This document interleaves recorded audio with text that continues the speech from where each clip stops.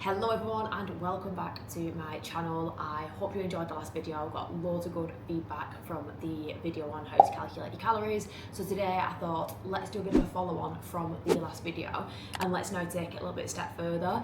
Once you've worked out your calories, obviously calories as a baseline level, it's great in terms of energy balance, okay? So as I said last week, obviously if we understand how many calories we need to lose body fat, how many calories we need to maintain, how many calories we need to obviously gain weight, that's a great fundamental start point in terms of understanding calorie intake, calorie balance. There then goes like an extra level on top of that, another layer. So yes, calories are really important, but it's not just about how many calories you consume in.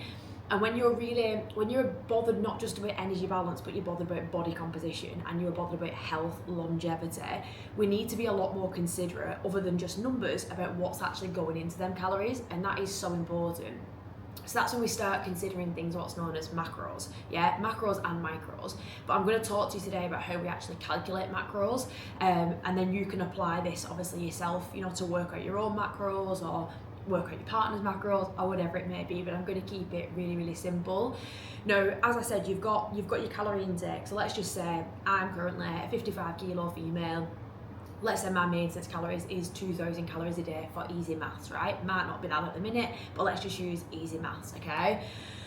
I've got my maintenance calories. Now I need to chunk them down to understand how much protein, carbs and fats that I can have. So the three macronutrients are protein, carbs and fats, and every single macronutrient has a different function within the human body. At a basic level, we could go really, really deep into this. Protein is really important for growth and repair. There's so many other functions, but basic level. Again, carbohydrates, energy, again, really basic level. Fats, again, energy, but very, very important in terms of hormonal function, hormonal regulation. Again, on a basic level, there's many more functions of the macronutrients, okay? So it's very important we're considering foods that are going to fall into each macronutrient within our diet, within our daily dietary intake, okay? Now, how do we calculate it? The first thing we'd go to is always calculating your protein intake. So from a protein standpoint, it's really, really important. We're thinking more around 1.6 to 2.2 grams per kilo of body weight, okay? And I'm going to give you a practical example in a second. I wrote it all down, so obviously I don't get all my numbers mixed up, and I'll advise that to you as well. In terms of the next thing then, you've now worked out your protein, your daily protein target. The next thing I'd then go to is my dietary fats. So in terms of dietary fats, we always want to be aiming for around 0.8 to 1 gram per kilo of body weight, okay? So you've worked out your protein, you then worked out your fats. And then from there, the remaining calories left over would then be used in terms of carbohydrates. Now, in terms of your macros as well, a lot of people get quite, what's the word I'm thinking of? Quite OCD, shall we say, about being specific with the macros every single day. I'm going to be honest and I'm going to say you've got to see your macros as a bit of a unless you're eating the same things every single day, they're going to move a little bit, and that's normal as well. If you're a super OCD, let's say your macros might be 130, 60, and then 235 as an example, right?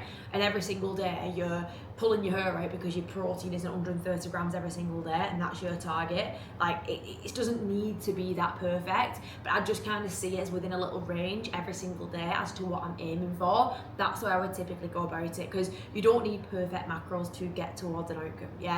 If you go over your protein a little bit, you're not going to die. If you're under your protein, you're not going to lose gains. If you're over your protein, it's not going to stop fat loss. If you're over your dietary fats, it's not going to stop fat loss, providing you're within the calorie realm of your required goal. So for example, when it comes to calories and macros, you can have very, very perfect macros as an example. Like, your macros might be absolutely awesome, very well balanced, but if you're not actually within the calorie realm, the calorie target that you need to lose body fat, if your goal is fat loss, it doesn't matter. It will always come back down to calories. So just going back, and I'll pop an image on the screen now, there's always a pyramid, guys, when it comes to like order of priorities with fat loss. If you want to lose body fat, well, in anything, I'll use fat loss as an example because we typically get a lot of clients who want to lose body fat, but as a fat loss example, it will always come back down to calorie intake. If you want to lose fat, calories are always king. Like I said, you can have great macros, but obviously if your macros are too high, your macro split might be spot on, but your macros are too high, again, it will always come back down to calorie intake. It doesn't really make a difference.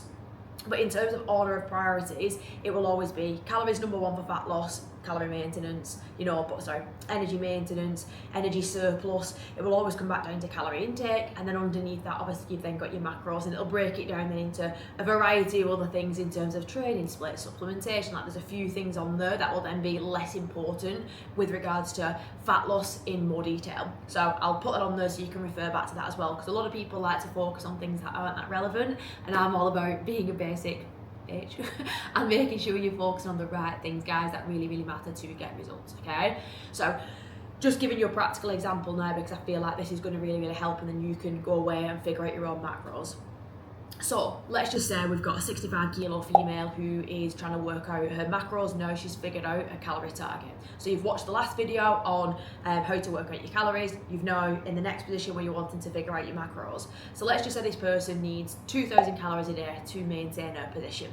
So first example, protein. Like I said, we'll always go to protein first. So if we go off what I basically said before, 1.6 to 2.2 grams per kilo of body weight. For her, this person, we're in 65 kilos, she would need between 104 and 143 grams of daily protein based on the kind of split that we're advising. Again, an example, let's just go in the middle there for easy maths. Let's just allocate a 130 gram protein target. So we know protein's got 4 calories per 1 gram. So from protein, she's going to be utilizing 520 calories from protein every single day. So that's point number 1 sorted. Once we've done that, we then go to dietary fats. I have to keep looking at my screen so I can actually understand the numbers, because obviously I'm not going to figure it out in the calculator on the screen now. But from dietary fats, this 65 kilo female, like we said previously, 0.8 to 1 gram per kilo body weight. So obviously for her, this will be between 52 and 65 grams daily. Okay, again, we'll go in the middle for easy maths. Let's say she's having 60 grams of dietary fat on a day-to-day basis. That would then mean she's having 540 calories from dietary fat. Why? Because there's 9 calories per 1 gram of dietary fat, okay? So now we've worked out the protein. So she's having 520 calories from protein, and dietary fat, she's having 540 calories of dietary fat. So 130 gram protein target, and then obviously 60 gram of dietary fat. Just to reinforce what I've just said there, guys, as well, because a lot of people are like, that don't make sense. A big confusion I often see is when I'm saying 130 gram of protein, it's not like 130 grams of chicken breast, it's 130 grams of total protein intake. So, 100 grams of chicken will contain X amount of protein, probably around like 25 grams of protein for 100 grams of chicken. So that 25 grams of protein and that 100 grams of chicken, you'd need to have then a number of, obviously, servings of protein to make up that daily protein target, yeah? Along with the same with dietary fats, carbs, etc. So hopefully that clears things up too. So we've now got the protein target, we've now got the dietary fat target. Then from carbohydrates, what do we now do? So obviously with the carbohydrates, we've worked out the rest of the calories. So like I said, if we look at 2,000 calories a day, which is her maintenance needs that she's already calculated, we take away the protein. So obviously 2,000 calories minus 520 calories from protein, take away 540 calories from dietary fats, which then gives us, it leaves over 940 calories for carbohydrates. So if we work out carbohydrates, 940 calories divided by 4, because obviously we've got 4 calories per 1 gram of carbohydrates, that then gives her a target of 235 grams of carbohydrates every single day, which sounds like a very good amount of carbohydrates for me right now at the back end of a dieting phase. So that's as basic and as simple as it is, guys. And I know it seems like, I'll put it on the screen, it probably looks like a maths equation. It's actually really simple, yeah? At a basic level, you've got your total calories, you've got 3 macronutrients, 1, 2, 3, protein, carbs, fats. Obviously, protein's 4 calories per 1 gram, carbs are 4 calories per 1 gram, fats are 9 calories per 1 gram. Once you've figured out how much of each you can have, obviously that's the total amount of calories that you have in a day to day. It's just identifying what your calories are being divided into. That's the main takeaway, okay? So hopefully that does make sense. Today's video is a little bit more short and sweet. I wanted to do one that was a little bit more snappy as opposed to it being a really long video. But in the next video, what I'm going to do is, now you've got your calories, and now you've got obviously your macros. I'm going to joke. Now you've got your calories and your macros. I'll then show you how I would structure like a client's nutrition plan based on an example, just so then you can structure your own nutrition plan as well. And this is really important because it's all well and good, you can literally go onto ChatGPT and be like, oh, create me a meal plan of this, right? That's amazing, okay? But that in itself is not going to get you results. Like, I'll show you the basic as to how to do it, but then what happens when life gets in the way? Like, having a meal plan is really beneficial. I'm a big advocate of having a structure with food. I I really, really am. But then what happens when life gets in the way? When it's your friend's birthday party, when obviously you forgot to prep your lunch, you know, for work, you need to then learn how to actually track your macros as well. That is also very important, and I will also teach you how to track effectively in a video later on down the line as well. So I'll teach you first of all, obviously, how to actually make a nutrition plan that fits your macros, and then I'll also teach you later on down the line in a future video how to actually track properly, because there's a lot of content out there in terms of in terms of nutrition, but I want to get a little bit deeper as to tell you how specifically I would advise you to do that, rather than just baseline information.